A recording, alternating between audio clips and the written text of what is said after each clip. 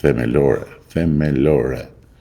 Si mund t'i jetë BE-s përpara bufi i Knetës bashkë me gjithë atë Knet madhe dhe BE-ja thot po tani nuk ka ndodhur asgjë, hajde. Edhe pastaj ç'a bëjnë, marrin ambasadorin e BE-s e thonë si mendon ti, ç'a do thotë ç'a do thotë ambasadori i BE-s. Si do thot BE-ja? BE-ja thot atë që tha ambasadori që hyrja në BE bëhet në bazë meritës vendit. Dhe pikë marrë muhabeti, po patjetër, se kush po e diskuton. Po si llogariten meritat e vendit?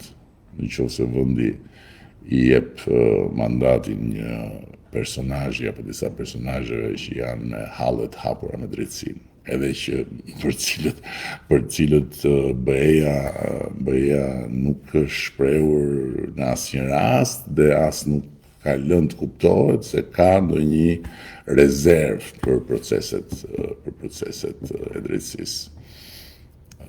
Kështu që besoj që është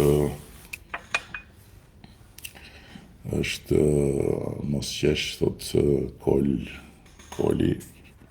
Koli Bështenja, mosqesh thot se partia e atij thot i referohet atij që unë i them bufi, është në pikë të hallit, si zgjidhet ky problem. Jo, ky problem nuk zgjidhet nëse partia në fjalë nuk kupton që është në pikë të hallit dhe nëse ata të cilët e mbështesin partinë në fjalë nga pasqyrat e Knetës nuk vën gishtin në plagë, por e kërkojnë plagën gjetë. Nëse ata që mbështesin